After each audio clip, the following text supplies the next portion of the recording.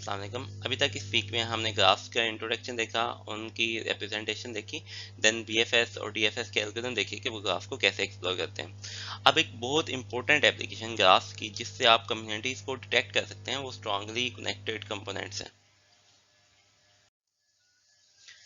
सो DFS को recap करते हैं। डीएफएस जो है इम्प्लिसिटली एक ट्री बिल्डअप करता है उन तमाम चीज़ों का जिनको आप रीच कर सकते हैं। So this is the tree जो आप बीएफएस से बिल्डअप कर सकते हैं। कई दफ़ा आपके पास ऐसे सिनेरियोस भी आ सकते हैं कि आप किसी एक स्टार्टिंग नोड से बाकी तमाम के तमाम नोड्स को एक्सेस ना कर सकें। जैसे जब आप यहाँ पे एफ पे पहुंचेंगे तो एफ से आप इस साइड पे नहीं जा सकेंगे क्योंकि यहाँ पे पाथ ही मौजूद नहीं है। जब आपने डीएफएस रन किया तो आप एफ तक घूम के वापस आ गए। इस केस में आपको क्या करना है, आपने डीएफएस को रिपीटेडली रन करना है। उस केस में डीएफएस ट्री की बजाय डीएफएस फॉरेस्ट बिल्डअप होगा। आप यहाँ से किसी एक नोड पे डीएफएस रन करेंगे, यहाँ पे भी किसी एक नोड पे डीएफएस रन करेंगे। इस तरह से आप जो कंप्लीट तमाम नोड्स हैं उनको एक्सेस कर सकते हैं। इस तरह से एक ट्री बिल्डअप होना शुरू हो जाएगा। अगर आप यहाँ पे देखें तो यहाँ पे एक ट्री हमने ए पे डीएफएस रन की तो यहाँ पे एक ट्री बन गया।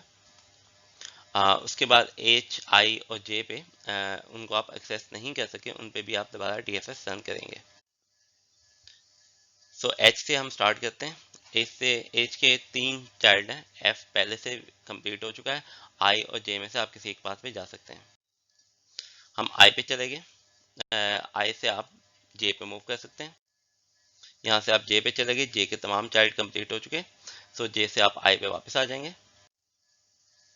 आई को भी आपने कंप्लीट कर लिया, आई से एच पे वापस जाएंगे, एच को भी आपने कंप्लीट कर लिया। इस तरह से आपके पास 2 ट्री आ जाएंगे। these are 2 trees from A and H. जब आपने रिपीटेडली डीएफएस को रन किया तो आपके पास मल्टीपल ट्रीज आ गए जिन्हें हमने डेफएस फॉरेस्ट का नाम दिया है। हम यहाँ पे पैरेंथेसिस थ्योरम को दोबारा देखते हैं। 3 केसेस थे। V जो है वो W का डिसेंडेंट है या W V का डिसेंडेंट है। इस केस में तो आपके पास ट्री बनेगा। अगर कोई भी एक दूसरे का डिसेंडेंट नहीं है तो तब आप फॉरेस्ट की तरफ मूव करेंगे। ये थर्ड केस है कि पहले एक नोड स्टार्ट किया आपने, उसको कंप्लीट कर लिया, देन आप एक नई ट्री में चले गए। अगर मैं ये देखूं तो ये एक कनेक्टेड कंपोनेंट है, ये भी एक कनेक्टेड कंपोनेंट है। एक डायरेक्टेड ग्राफ जिसे आप जी से रिप्रेजेंट करते हैं, that is the representation of P and E is the strongly connected if there is a path from V to W and W to V. अगर दोनों के दरमियान में पाथ मौजूद नहीं है तो वो स्ट्रांगली कनेक्टेड नहीं है। अगर यहाँ पे देखें तो आप इस ट्री से इस तरफ मूव नहीं कर सकते, तो ये स्ट्रांगली कनेक्टेड नहीं है। लेकिन यहाँ पे आप दोनों तरफ मूव कर सकते हैं, दिस इज स्ट्रांगली कनेक्टेड। हम जो स्ट्रांगली कनेक्टेड कंपोनेंट्स हैं उस ग्राफ को डिकम्पोज कर सकते हैं। अगर हमारे पास एक ये वाला पाथ है, एक ये वाला ट्री है, एक ये वाला ट्री है, इसको एल्गोरिथम से हम कैसे करेंगे?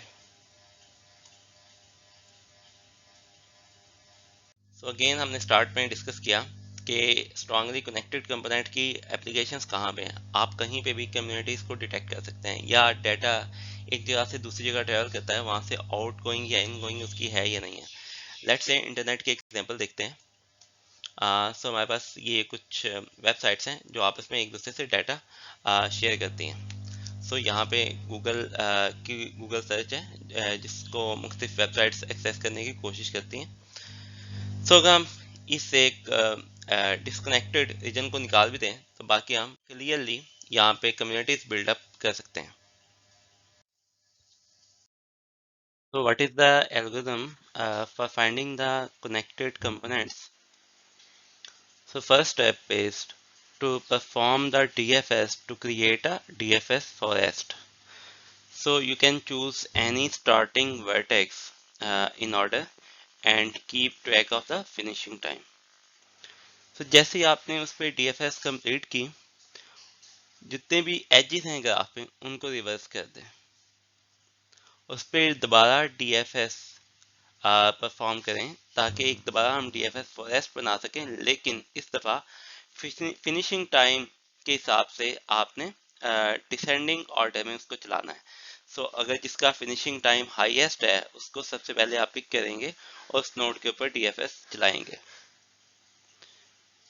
जो सेकंड डीएफएस से फॉरेस्ट बनेगा वो डिफरेंट ट्रीज उसमें जो होंगे वो स्ट्रांगली कनेक्टेड कंपोनेंट्स होंगे।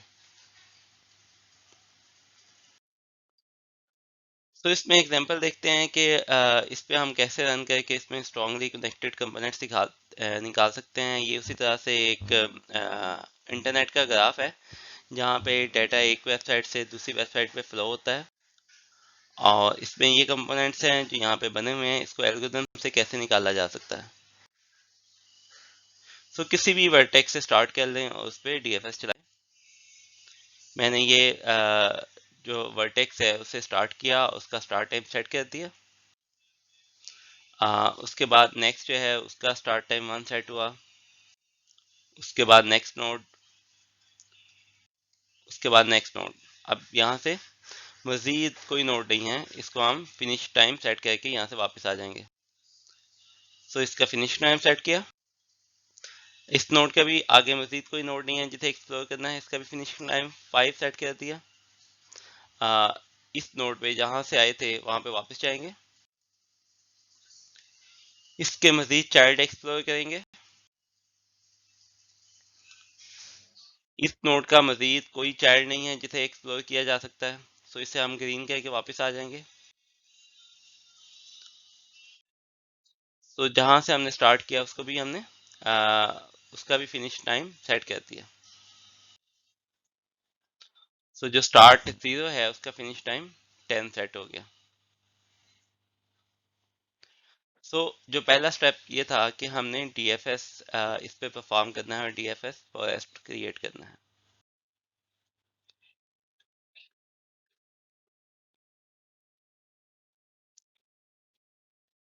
ये एक नोड रह गया था, उसको भी हमने उसका स्टार्ट और फिनिश टाइम कंप्लीट कर दिया। जितने भी एजेस हैं उनका ऑर्डर रिवर्स करेंगे। इनका ऑर्डर रिवर्स हो गया। अब जिसका फिनिश टाइम हाईएस्ट है वहां से आप डीएफएस स्टार्ट करेंगे। यहाँ से हम डीएफएस स्टार्ट करेंगे और उसी तरह से डीएफएस रन करना शुरू कर देंगे। ये फर्स्ट जो डीएफएस ट्री है ये आपका एक कनेक्टेड कंपोनेंट हो जाएगा।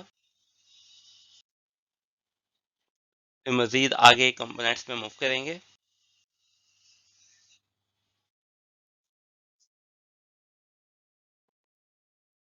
यहाँ पे भी आपके पास एक कनेक्टेड कंपोनेंट आ जाएगा। This is the DFS tree, another DFS tree. इसके बाद इस नोड से स्टार्ट करेंगे। ये भी हमारे पास एक डीएफएस ट्री आ जाएगा। हमारे पास 3 कंपोनेंट्स आ गए हैं जिसे आप स्ट्रांगली कनेक्टेड कंपोनेंट्स कह सकते हैं।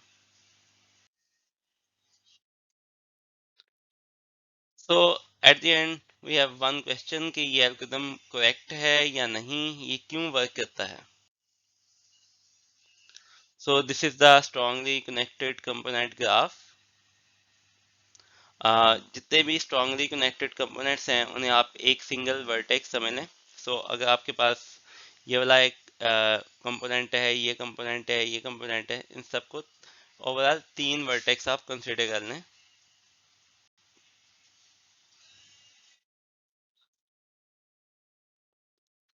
These are 3 vertex.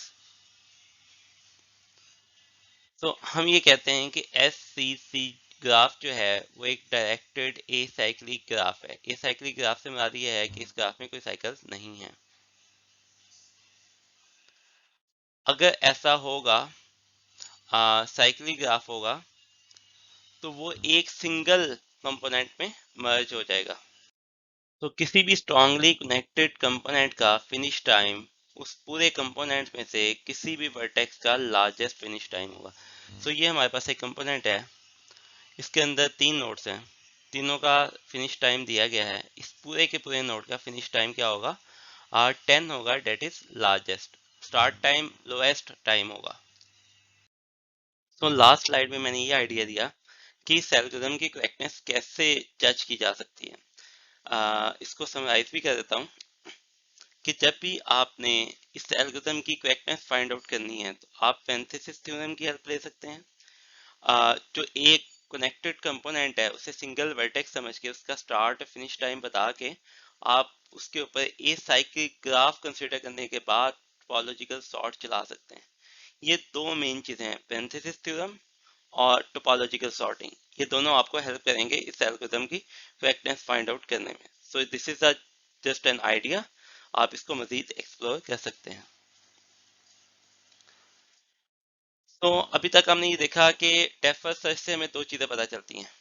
एक तो टोपोलॉजिकल सॉर्टिंग मिलती है जिससे हम जैसे कोई भी काम करना है उसकी ऑर्डरिंग देख सकते हैं, या पैकेजेस इंस्टॉल करने हैं उसका ऑर्डर देख सकते हैं। और इसके अलावा स्ट्रांगली कनेक्टेड कंपोनेंट्स भी आप निकाल सकते हैं जिससे कम्युनिटीज को डिटेक्ट किया जा सकता है। So this was the last topic of this week. So overall हमने इस वीक में ग्राफ का ब्रीफ इंट्रोडक्शन देखा, उसके बाद ग्राफ की रिप्रेजेंटेशन देखी कि कैसे की जा सकती है। दो मेथड्स हैं, एडिजेंसी मैट्रिक्स और एडिजेंसी लिस्ट। थर्ड नंबर पे हमने डीएफएस को देखा, उसकी एप्लीकेशंस देखी, बीएफएस को देखा, उसकी एप्लीकेशंस देखी, और स्ट्रॉन्गली कनेक्टेड कंपोनेंट्स को देखा कि वो कैसे कैलकुलेट किए जा सकते हैं।